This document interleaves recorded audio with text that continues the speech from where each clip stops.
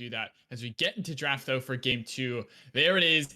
Instantly gone. No, we're not seeing the deer. We're not seeing any flash bear slap nonsense. It's taken away, but they don't pick it.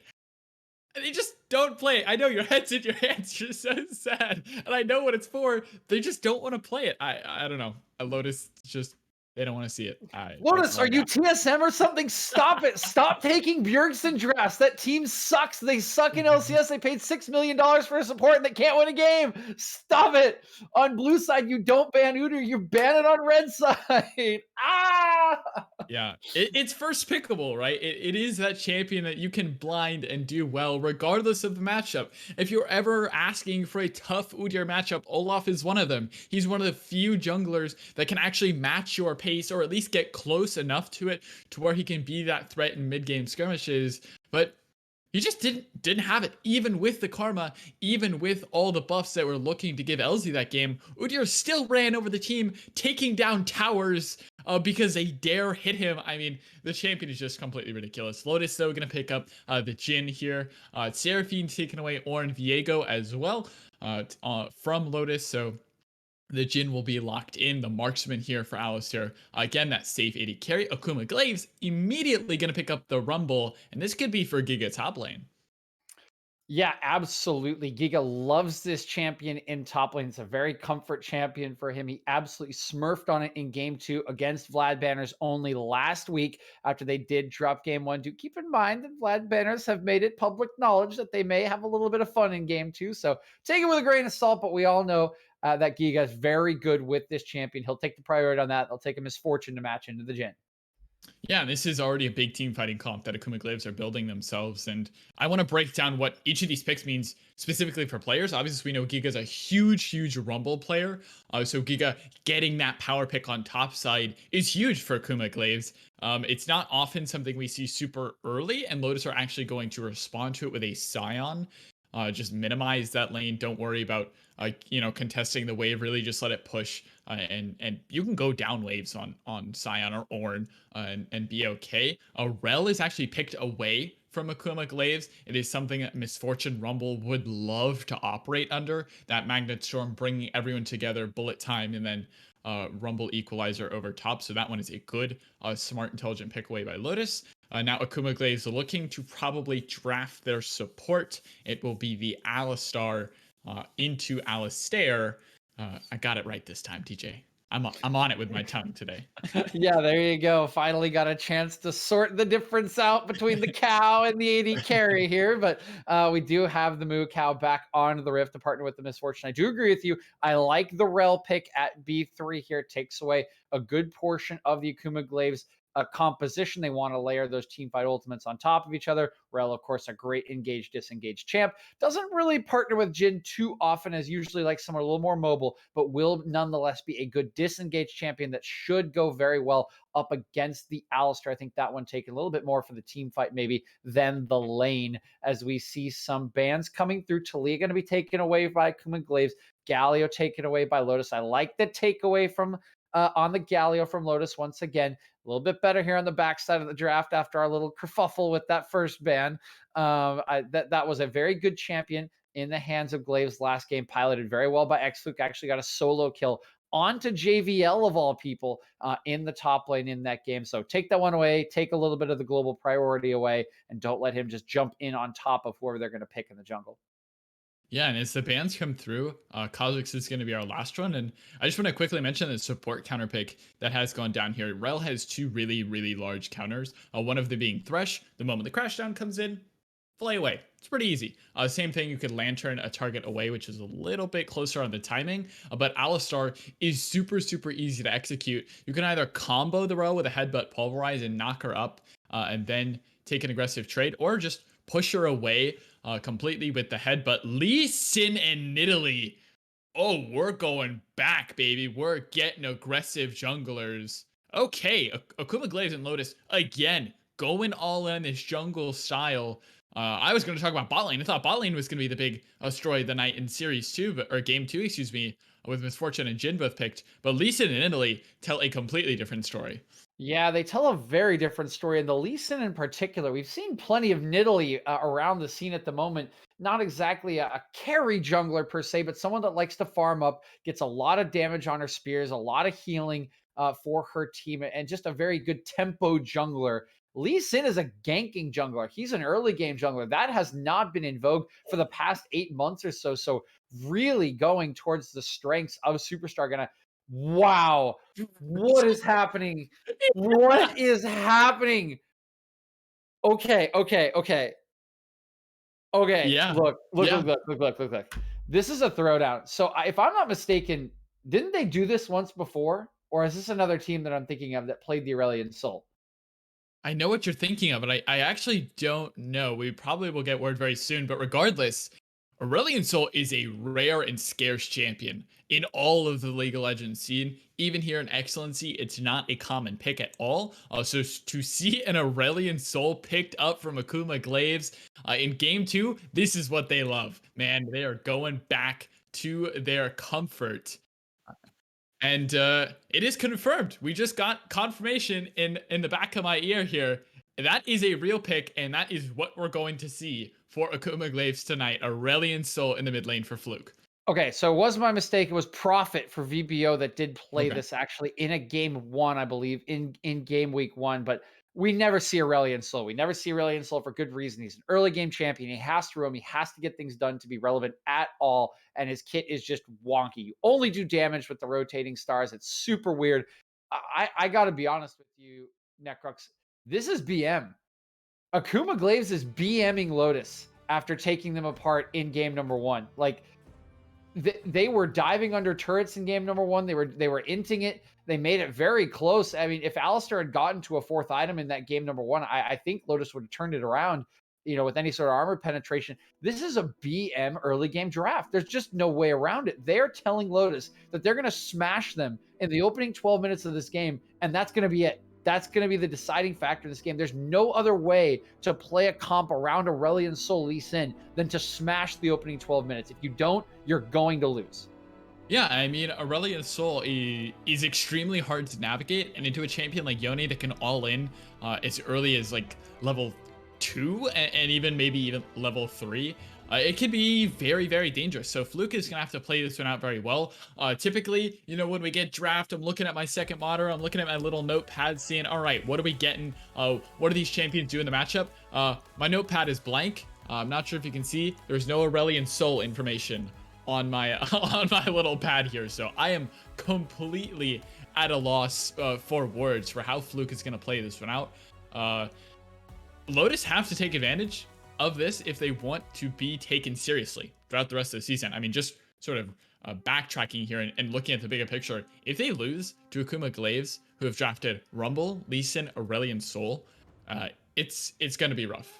Yeah, I mean, this is a call out to the league. If Akuma can get this done, Lotus is your finalist from last season. JVL is a finalist mid laner. The hero Mhm. from Lotus of last season went like 1 in 5 on his Oriana last game, got absolutely demolished. And we heard from VBO, we heard from Stingus earlier that Akuma can't draft.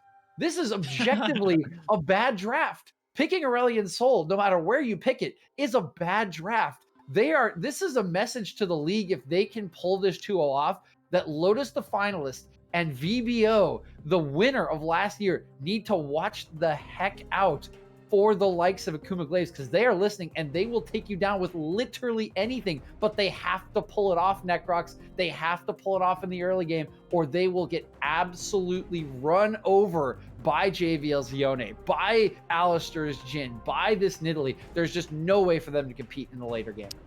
Yeah, I mean, it's I'm looking at the competition. I'm trying to think, okay, how do we play together as a team, and how do we set up around what we need to be doing?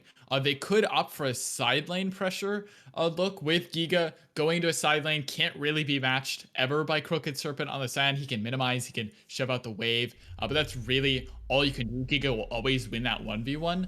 Fluke into JVL. Of course, Fluke is going to win the matchup against Serpent, so the only one that can match would be JVL with an all-in threat. But if Aurelion Sol plays it correctly, he never really has to be in that range. He is quite literally galaxies away from JVL in the side lane and can always enter the fight then with that sort of long distance rush. So I really am curious how Akuma Glaives are going to play this one out. I think they have a lot of options. They do have a nice setup with Alistar Misfortune Rumble. Again, that big AoE ultimates, but they don't have much CC to lock people down inside of it. So I really like what you're saying about this being a call out, but I'm trying to give them more credit, right? I'm trying to give them something like, they thought of something here, but at the end of the night, I think it's really just they want to have some fun and they want to show everyone that, hey, we can pick whatever we want and we'll still beat you with it.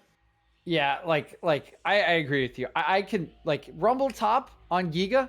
I get it. Comfort Yeah. champion, really good at the champion. Doesn't matter if it's off meta. Comfort, it has value. Lee Sin, early game jungler. If Superstar likes him, is really good.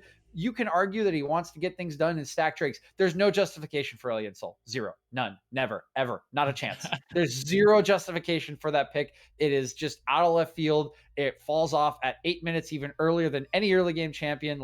Unless you have 5 kills. So this is definitely a show 'em draft from the likes of Akuma Glaives, and we'll have to see if they can pull them off, or we'll have to see if they've just lit a fire under the butts of your finalists from last season, Lotus. I don't think Lotus is going to take this sitting down. Yeah, I fully expect Lotus to come out swinging. There's no way they take this lying down and with just losing with dignity. They are coming out hard, and if they mess it up, they messed it up. Say we botched the early game, it's our fault. But they are going to come out swinging here. They are not giving up their dignity tonight on Excellency, especially on stream. So fully expect a brawl to break out early in this game. You thought a 4-minute triple TP was impactful? Wait, you're going to see an invade. You're going to see something crazy going out of this game, I can promise you. With that being said, the action will soon commence in just over a minute as we get ready onto Summoner's Rift for our final game of the evening between Lotus and Akuma Glaives. We'll be right back after the break.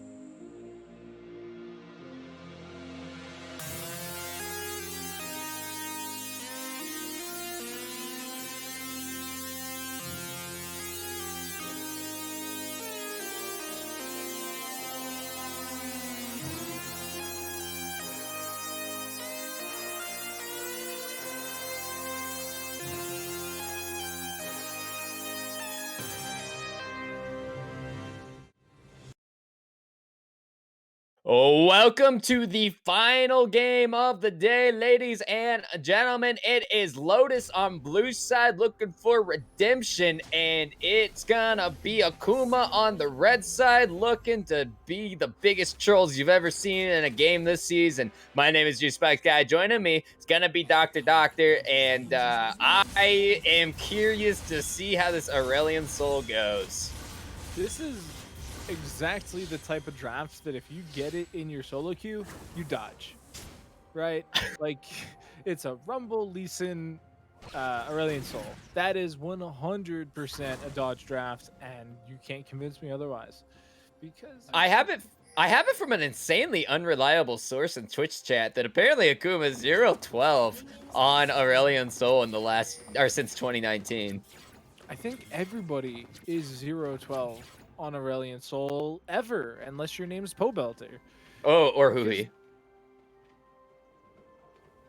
Yeah, it's just a dog champ, unfortunately, and that's good. I think it's a good thing that the champion's bad. It's healthier for League of Legends. I'm also really glad that Lee Sin's not in a great spot because that is just the worst champion ever. Oh man, what? Okay, let's start with the champions you do like, because that might be a shorter list.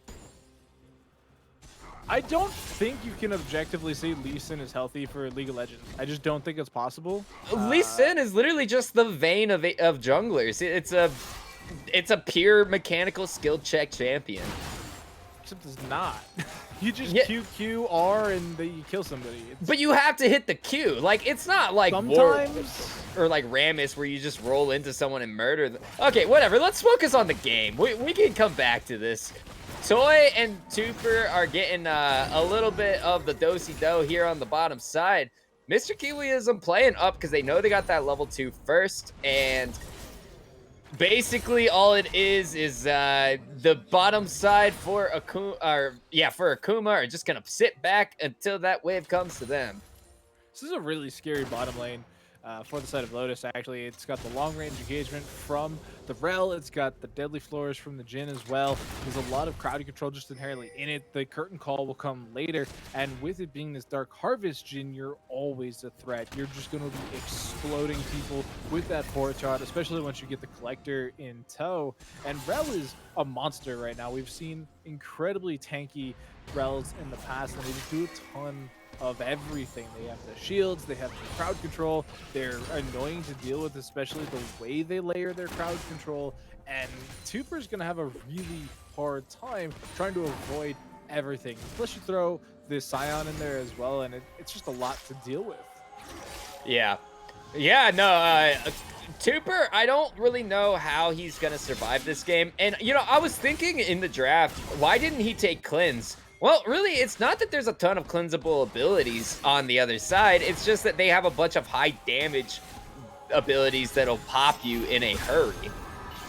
We can see Aurelion Soul taking a little bit of chip damage here. I don't think he's going to be in much trouble yet. Walking towards LZ, though, could be dangerous, but no, he's going to be all right. Does survive a Nidalee gank, which... It's interesting to see Fluke actually play the champion. And, I mean, you do eventually have to play your 0-12 champions because you can't just leave it on 0-12. That's embarrassing. Yeah, it's not a good look. You know, how are you supposed to apply for future jobs and things like that, knowing that that's on your resume? So you're going to have to get a win with it eventually. Right, well, I was just saying, like 1-12. I mean, now that's a stat line right there. That's what you can talk to people about 1-12, but 0-12, nah, it's icky. Well, you can actually divide the 1 by 12. You can't do right. that. Really. But I don't know if Lotus exactly is the team you want to do that up against. This is a team that could actually begin to challenge you through these playoff positions. It's not like the Bucky Stratospheres or the Katos Glazes of the league. This is a team that actually has playoff, dreams and hopes. Yeah. Yeah, no, you're totally correct.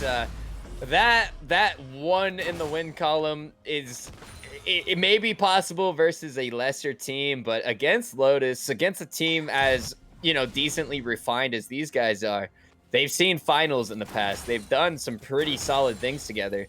Yeah, it's gonna be a lot harder to deal with. However, on the bright side, 0-13, not much worse than 0-12. And I mean, yeah, it's an unlucky number, but losing 12 games in a row is pretty unlucky too. You do also get the chance to say nobody beats me 12 times in a row Right. if you do come out victorious. But Lee Sin able to hop over the wall, does survive while trading back some great damage there on the LZ. And I gotta ask the crowd once again, what is wrong with Sejuani, guys? Anyway, moving on. Deep ward coverage from pretty much everybody, and most of the game here just gonna be a bit of a farm fest while each team gets a couple levels under the belt. The level 6s are very important here across the board, really, because you get the bullet time, the unbreakable will, the curtain call. Just everything in this bot lane is primed to explode pretty much, and you can already see Nidalee pathing down. Not gonna hit 6 just yet. I do believe they're close to 5. Yeah, just about gonna hit 5 at the end of this wave, so gonna use that time to recall. 1700 means we'll get a Quill, and let's see, Stock Harvest, Jhin, so we're probably gonna get Gale Force. Yeah, the one thing I am worried about when it comes to this bottom side is they hit that mad point where it's like, you know, right now they can't guarantee a win over one another, but then when they both hit 6, it's like, okay, well now we still can't because the other team has a great level 6 as well. So I do think I favor Misfortune and Alistar in that 2v2 once they hit 6. So I'm gonna kind of put it on them to make the first move here. Magnetic Storm, while a very strong ability, you do need a lot of power to follow it up, as Dragon number 1 does go over to the Akuma team, and that's gonna help.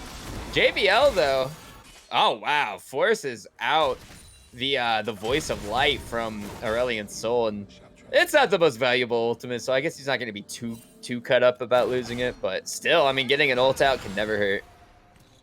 The Aurelion Sol is actually playing really well into this Yone matchup, and even pre-6, it was quite nice to see the two champions interact. A lot of champions kind of struggle into Yone because he does get that free bit of engage where he primes up his Q, goes Ghost, and then dashes at you and does everything else that his kit enables him to. Whereas what we're seeing from Fluke so far is as soon as the Ghost comes out, like literally frame perfect, the Ghost comes out and he gets blasted in the face with a Comet that's stunning him. And it eats up so much time of that extended form that he can't really get a whole lot else going, which means he can get the bonus percent health damage, and he just kind of has to survive. Superstar takes the Q in, a little Lee Syndrome. Fluke does arrive to the party, and now Crooked Serpent's left all by her lonesome.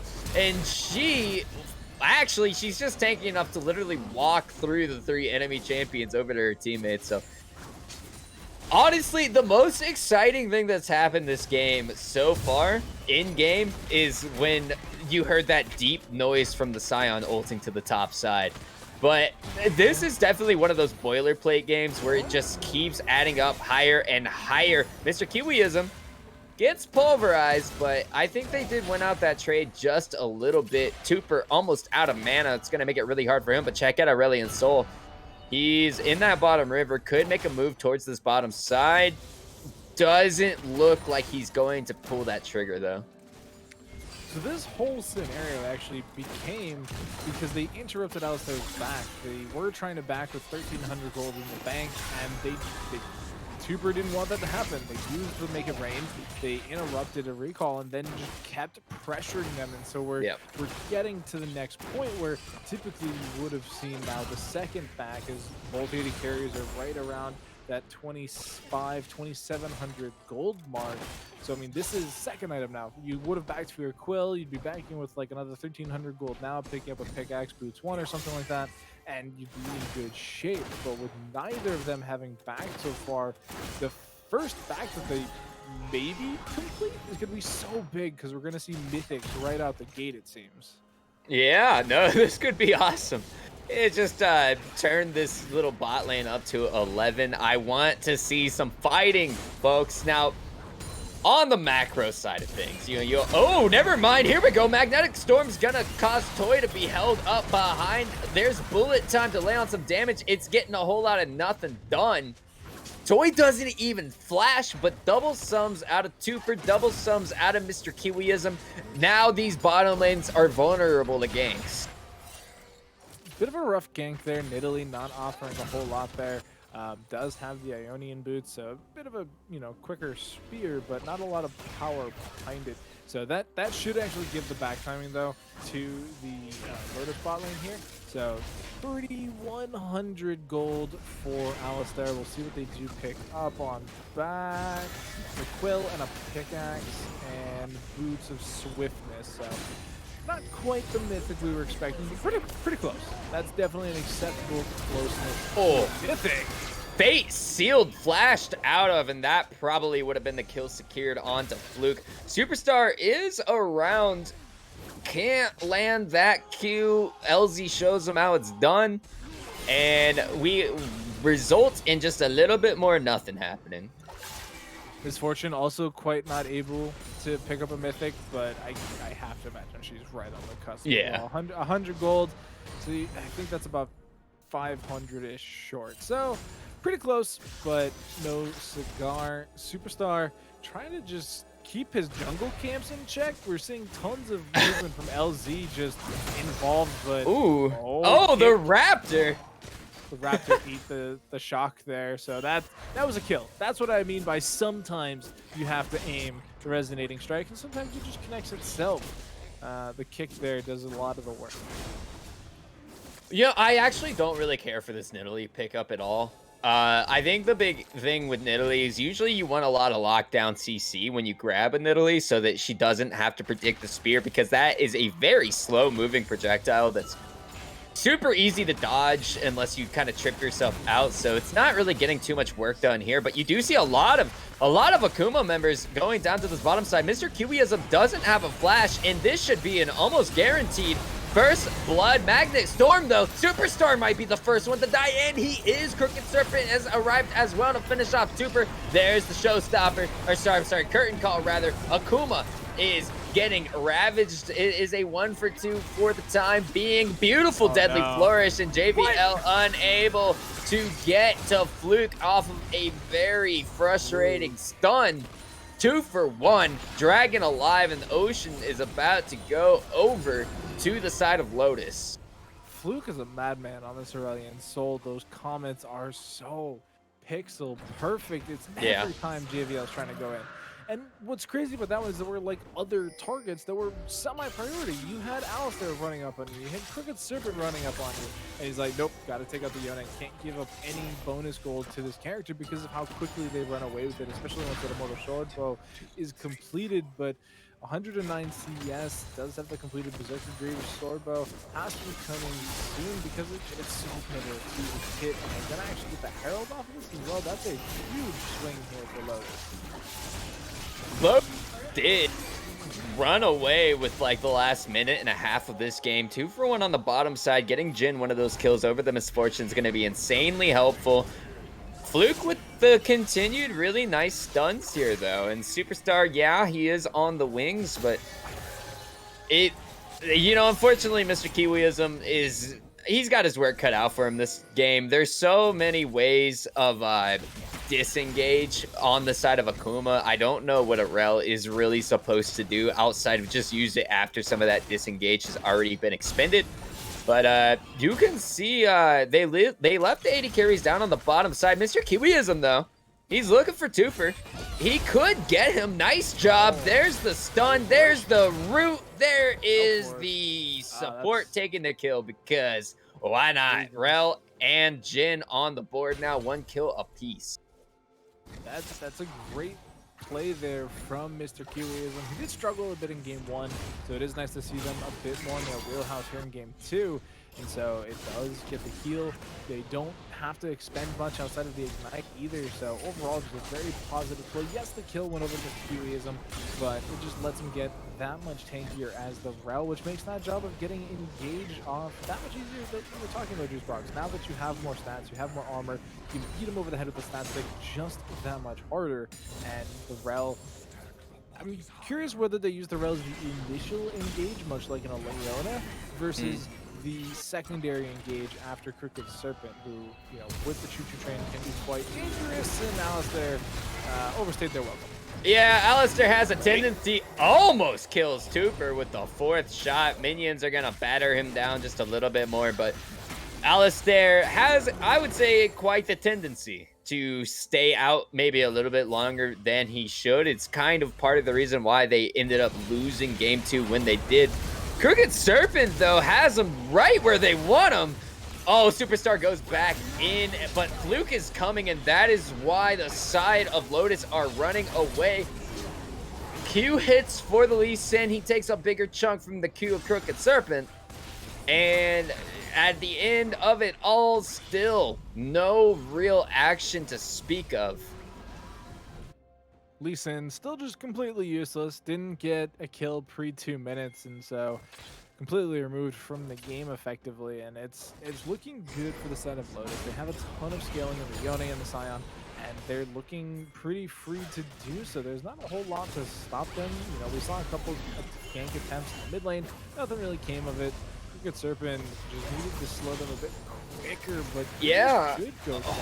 Hold on, yeah, because Giga just got walked down there, face sealed onto Lee Sin, and there you get some CC. You get the, oh my god, that was gorgeous. The ultimate on the flying cougar, and she will die. Now I gotta just be honest, man, that was insane from Superstar.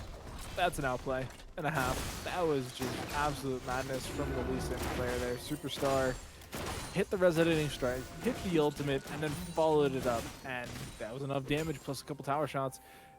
Maybe they survive there if JVL eats a couple more of the tower shots, but in the moment you can't exactly expect Lee Sin to hit a skill shot. So definitely overwhelming success there from Superstar, and so they get their first kill of the game at 16 minutes in, and now it's a lot of movement here in the bottom half of the map, trying to get something more out of Fluke, who does have that 1 kill, does have the Luden's Tempest completed as well, and they need to shut down Alistair. It's the Dark Harvest Jr. Got the shield bow. That is a bunch of damage that nobody on the side of Akuma Glaives is really prepared for. The most so would be Toy, but you need an ultimate to do so. Yeah, definitely. There's still a lot more of this game to be played, and neither team really has been able to come away with like that big game-breaking play. Yeah, I thought maybe that bottom side play could have been it, but unfortunately, since a lot of the champions of this game are really cooldown reliant, really need their ultimates to make anything big happen, you just keep getting these 3 to 5 minute timeout periods, and Dragon number 2 is being started up, but there is a teleport by both top laners, so this could be the big team fight. It is actually Akuma, but nice! Magnet Storm, that's 3, but then the carpet gets laid on top of all of them. Akuma and Superstar, or Fluke rather, and Superstar on the edge of death, and somehow, some way, I don't know how Elsie didn't die. Jumped into the middle of a whole bunch of enemies, gets out in just a tick of time. And Giga, the only one to die, but they do trade him for the dragon.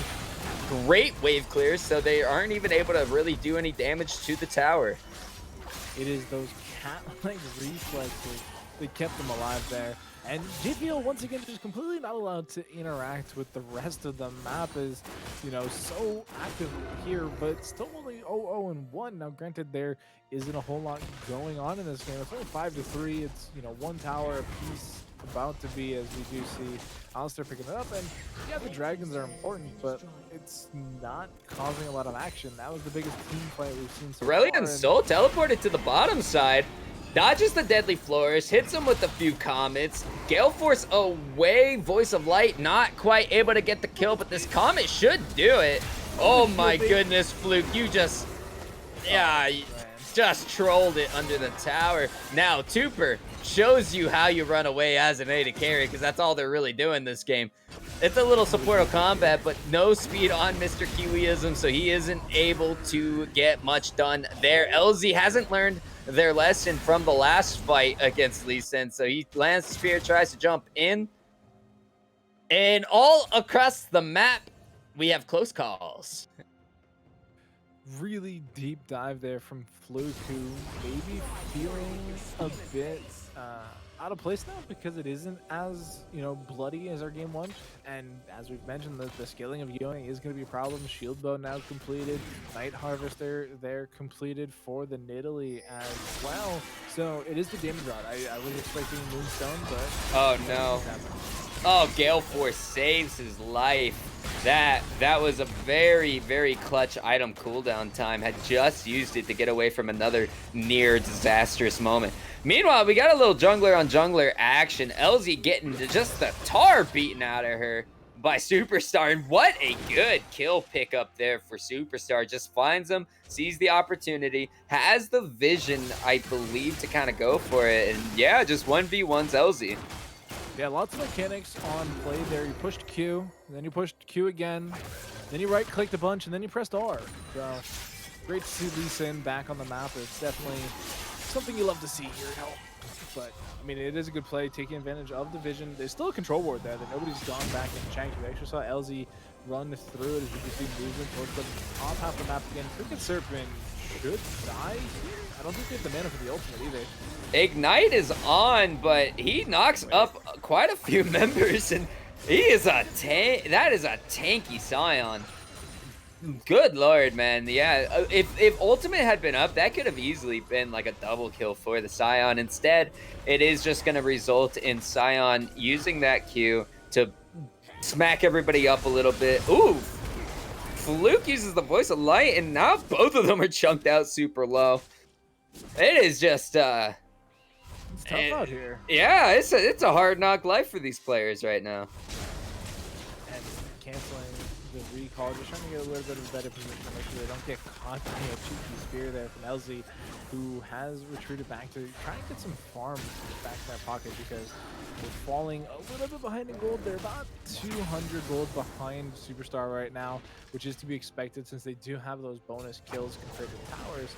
So Nidalee is falling off a little bit, whereas Lee Sin does have the now lethality built up here with that Eclipse, which it jumps. That item causes a lot of damage when you can get onto these squishy targets like Alistar, like JVL, like LZ, whereas, there's not a whole lot coming back at him at this point. It's very cooldown reliant, like you mentioned before, Juice Box, as we see them setting up for this next dragon. It is going to be 30 seconds. It's either soul point for Akuma Glaives or just a second dragon for Lotus.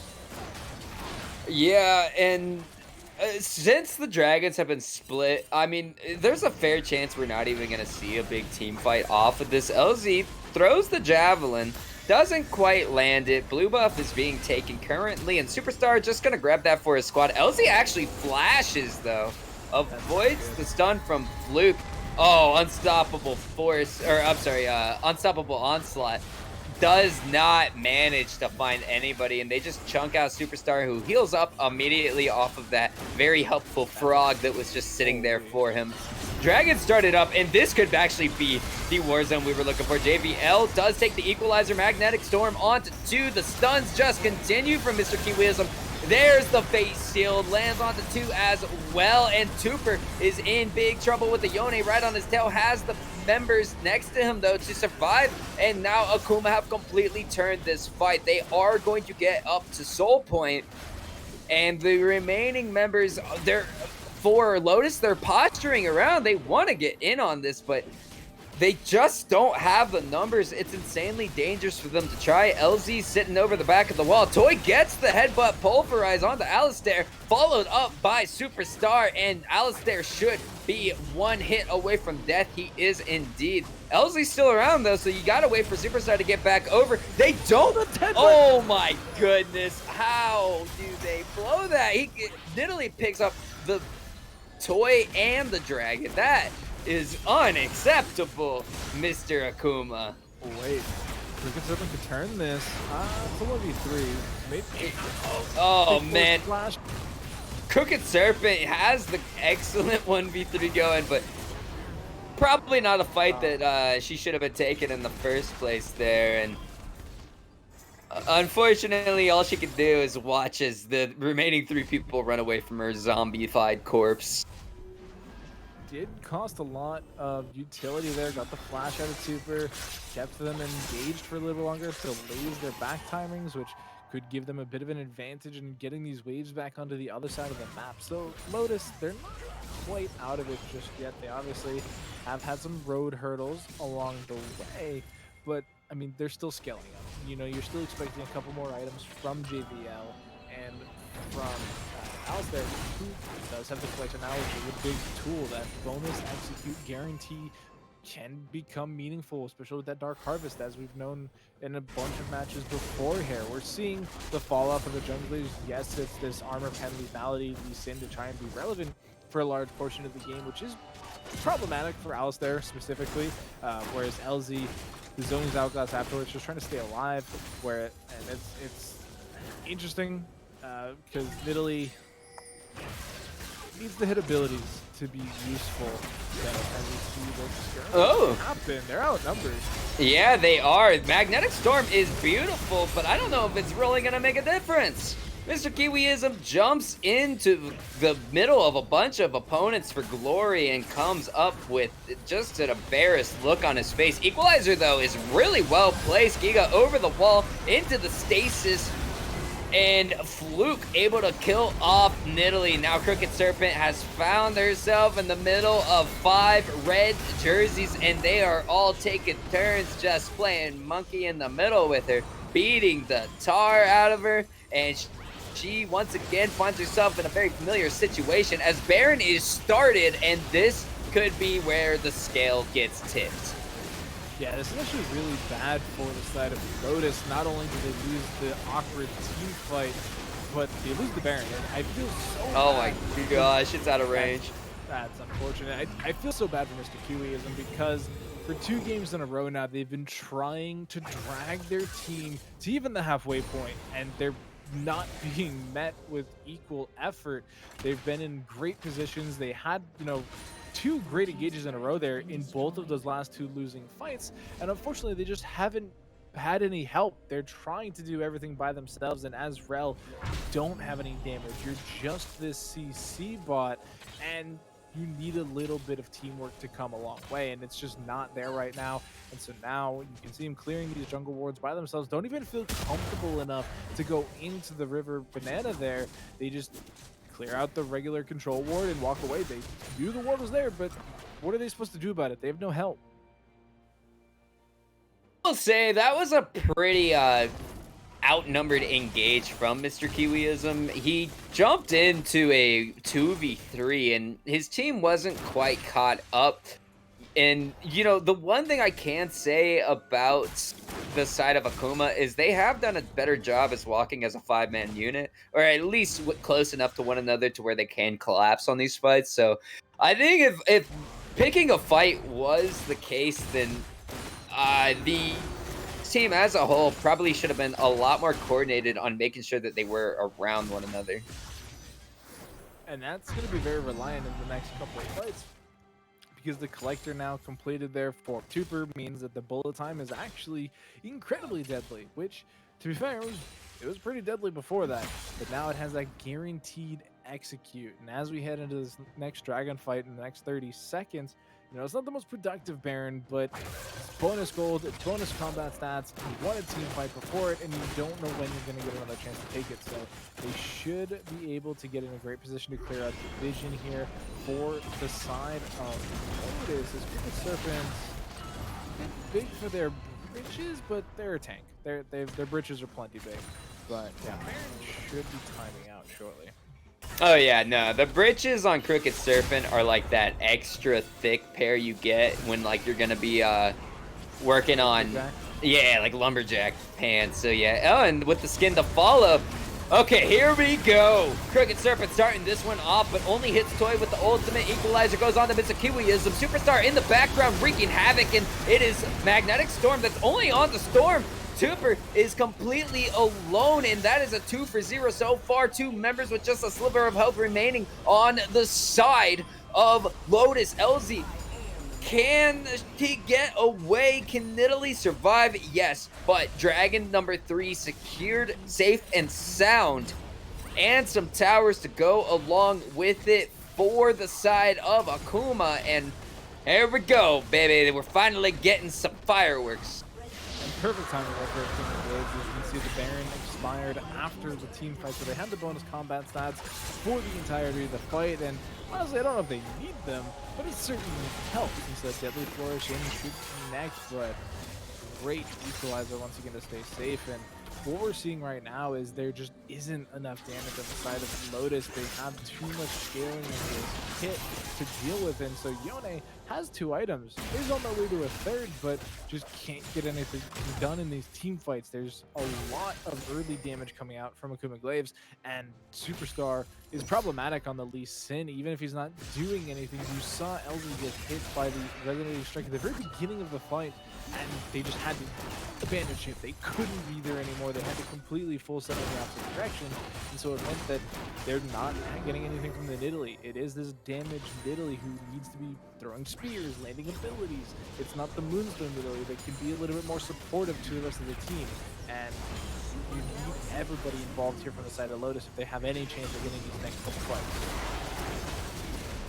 Can 4 of these individuals kill off Crooked Serpent? The answer, yes, but it does take a while, and you still have a dead Crooked Serpent to deal with as she smacks Giga down for about a 1/3 of the health on that champion. So Giga's going to get a recall off. They have all the mid lane towers. They broke the mid lane inhibitor.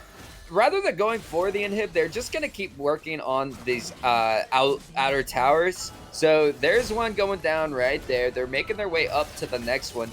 No Baron anymore. It's been gone for quite a while. JVL trying to get a bit of a split push going, and they're just going to keep slowly but surely leaning on Lotus until Lotus eventually collapses. And I do think that's the right play. JVL has been relegated to basically the split pusher of the team, and the equalizer comes out, completely clears the wave, does a good bit of damage on the JVL, and they have to fall away. And there's nothing here for Lotus to do except farm up. And with Baron in 30 seconds and Earth Soul in 2.5 minutes, that is the absolute limit of their time frames to get as fed as possible. Once that Earth Soul comes into play, the damage coming from Lotus is completely non-factor. That bonus shield is there for the rest of the game. It's always going to be on top of everything else that Akuma Glaives have going for them already. And so you have 2 minutes to get fed. You have 2 minutes to build all the items your little heart can at this point, and you have to outplay them with the dragon if they even let you wait that long. If they fight you with the Baron, it might just be over. Mr. Kiwiism in quite an awkward spot. Checks into the river. Exactly what you said would cause him to die earlier, and that's exactly what happens. The poor metal horse is only worth 200 gold at this point. Oh, look, Crooked Serpent spawns in, runs away. So he's well out of the team fight at this point. And with the support down, with your main playmaker gone, practically impossible to pick a fight. Alistair doesn't believe in facts, though, and he is going to go and try. He has to blow the flash. Superstar not quite able to get the second part of that resonating strike off. And Baron number 2 is getting just torn through by the Akuma Glaives. Curtain Call in range this time. Could be big, but that is a big, meaty line of champions to get through. And they are going to play it correctly. Baron secured for the side of the Akuma Glaives. Alistair, though, or Alistair, rather, you, sir, at least he's consistent. I'll give him that. But Fluke, able to grab up another kill before they all reset, you know, give each other a few hit bumps, hit checks, and a little bit of jumping around, celebrating now with their purple shiny banners and a Mountain Soul 50 seconds away. Yeah, I was gonna say the Baron fight is actually very problematic because they now get the increased combat stats, which we've already seen already is very differentiating in these dragon fights. Mr. Kiwiism is going to be able to dodge out on that resonating strike, but they're chasing him down. Mr. Kiwiism they haven't had a lot of friends this game, we'll say, and it's kind of the story of Lotus. We saw it in game 1, we're showing it here in game 2. Mr. Kiwiism is needing a little bit more help. Yes, they're 1-5, but I mean, look at Yone. It's a hyper carry champion that does everything your team could need, and Oh! 0-1. Magnetic field and fate sealed layered on top of one another, but look at Mr. Kiwiism. Fluke with the beautiful ultimate. Voice of Light will grab up the Rel. Now Crooked Serpent trying to get away. He was tanky. He was strong enough to deal with it. Oh my gosh, Toy just knocks up the 2 most important members on the side of Lotus, and they are both about to fall. They are both about to drop. That is 2 now down for the side of Lotus. Superstar lands the Resonating Strike. That'll be 3, and they are looking like they want something cheeky here. Superstar soaking up just a ton of tower shots, but able to jump away. It looks like it could be all wrapped up. Curtain call on a hope and a prayer, and I do not know if the statistic of being 0-12 on Aurelion Soul was true or not, but it has ended. Fluke finally gets the Akuma organization, that 1-12 record that they've been desiring for so long. Mr. Kiwiism getting burned down, and the Nexus will fall at 36 minutes. And let it be known that nobody beats Akuma, Glaives, Fluke, Aurelion Soul 13 times in a row. The limit's 12, so just do it the next 12. All right, well, ladies and gentlemen, after that very exciting game, we are going to be throwing it over to the analyst desk to break it down before we get our final interview of the night. So take it away, boys.